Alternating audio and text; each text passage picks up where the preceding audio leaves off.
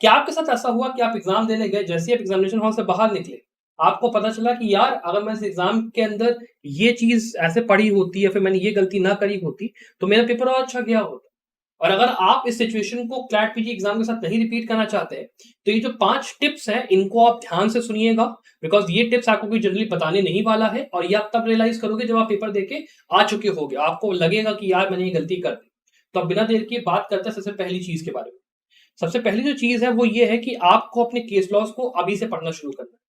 Generally students करते क्या है, वो ये सोचते हैं कि हम लोग अपने फाउंडेशनल सब्जेक्ट्स को पहले पढ़ेंगे 1-2 महीना, उसके बाद आराम से 2 महीने या 1 महीना जब बचेगा तो मैं अपने केस लॉज़ पढ़ना शुरू करूँगा।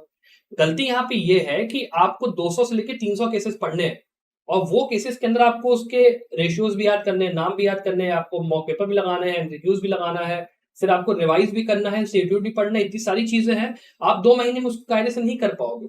पढ़ना आपको अभी से शुरू करना पड़ेगा।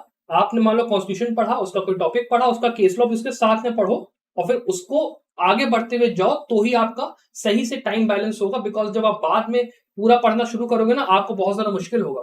और अगर आप ये भी सोच रहे हो कि चलो मैं कोई कोर्स ज्वाइन कर लूँगा ऑनलाइन या फिर आप मान लो मेरा ही कोर्स ज्वाइन कर लोगे, तो आप एक साथ अगर सारी वीडियोज़ देखना शुरू करोगे, तो वो भी बेनिफिशियल नहीं होगा, क्योंकि आपकी खोपड़ी के ऊपर से कई चीज़ें जाएँगी, आपको समझने में उसको टाइम लगेगा। तो इसीलिए अपने केसेस को अभी से पढ़ना शुरू करिए, that would be very, very important. अगली बात, आपको फोकस करना है सही चीज़ों पर किसी भी केस लॉ की पढ़ाई करते हुए। पता चला आप केस लॉ की पढ़ाई कर रहे हो, लेकिन आप पढ़ रहे हो उसके फैक्ट्स, उसके अंदर आर्गुमेंट्स क्या दिए थे पार्टीज़ ने या ये क्या बोला किस जज ने, वो सब नहीं पढ़ना है। आपको केवल वही पढ़ना है जिस चीज़ के ऊपर क्वेश्चन आता है क्लैट पीजी के अंदर। इसके लिए आप एक मैंने वीडियो बना रखी है क्लैट पीजी कैसे आपको केस लॉज़ को प्रिपेयर करना है, वो आप देख सकते हैं। और इसके अलावा आप एक बार खुद जाइए, पेपर जो लास्ट ईयर का आया है, लास्ट ईयर का आया है, उसको खुद स्टडी करिए। देखिए क्या-क्या क्वेश्चंस पूछे जाते हैं और उसके हिसाब से ही अपने केस लॉज़ को पढ़िए, बिकॉज़ उसके अलावा आपको कोई अदर ऑप्शन नहीं है, बिकॉज़ आपको यहाँ पे कोई पीएचडी थीसिस नहीं लिखनी है। आपको यहाँ पे क्लैट पीजी का एग्जाम देना है, जिसके लिए केवल टू द पॉइंट चीज़ें पढ़ना ज़रूरी होती हैं।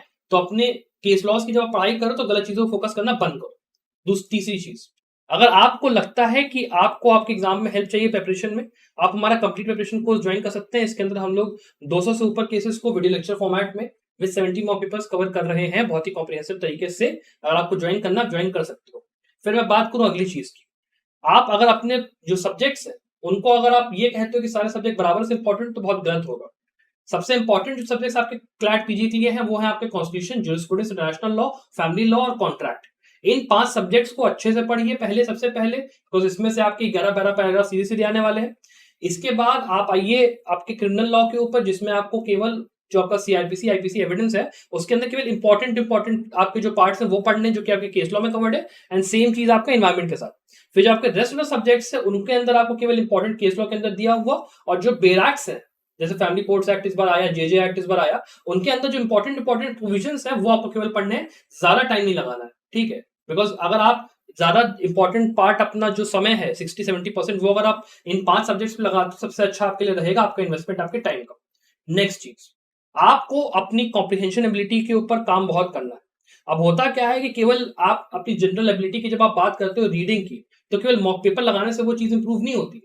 आप अगर कोई केस पढ़ रहे हो, तो आप उसको ब्लॉग से मान लो पढ़ रहे हो, या फिर आप केस को डायरेक्टली वहां पे जाके पीडीएफ खोल के उसको पढ़ रहे हो, तो केस को पढ़ने की आदत डालो और समझो कि जो चीज लिखी हुई है पैराग्राफ के अंदर, वो आपको पहली बार में समझ में आ रही है कि नहीं।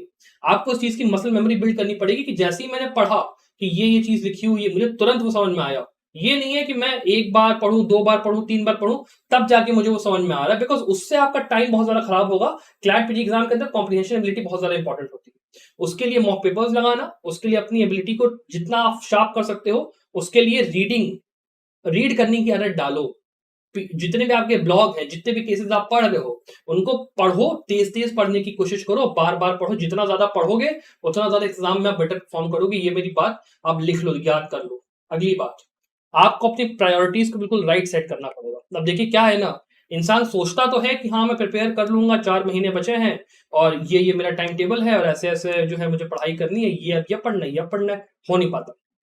आपको जो भी अपनी टाइमलाइन फिक्स करनी है, बिकॉज देखो आपके 9 सेमेस्टर के एग्जाम हो रहे होंगे, 10 सेमेस्टर में आप मान लो हो गए, आप वर्क कर रहे हो या फिर आप दूसरे एग्जाम की तैयारी कर रहे हो, आपको ये तय कर लेना है कि आपको क्लैट पीजी एग्जाम क्यों देना है, उसके पीछे आपका मोटिव क्या है, आपको कितने मार्क्स स्कोर करने हैं, कितना टाइम आपको इस पेपर को देना है, हर चीज कोडिफाइड होनी चाहिए। और फिर आपको उस चीज के साथ गांठ बांध के स्टिक करना है कि हाँ, मैं जो मैंने बातें सोची है उनके साथ मैं 100% स्टिक करते हुए उनको फॉलो करूंगा। नहीं तो फिर आप ये समझ लो, जितना भी आप टाइम लगा रहे हो ना इस एग्जाम के प्रिपरेशन में, कि आप चाहते हो कि मुझे वो अच्छा कॉलेज मिले, मुझे वो जॉब मिले, आपने अपने माँ बाप का नाम रोशन करो, वो नहीं हो पाएगा। तो ये मिस्टेक मत करना। Get your priorities straight. अपनी प्रिपरेशन के साथ मत आप लापरवाही करिए। This is the final tip that I would want to give you. अगर आपको वीडियो पसंद आए तो इस वीडियो को लाइक करिएगा, शेयर करिएगा। अगर आपको हमारे कोर्सेज में एनरोल करना है, आप नीचे डिस्क्रिप्शन में लिंक देख सकते हैं, आपको वहां पे लिंक मिल जाएगा। And I wish you the very best of luck for your exam.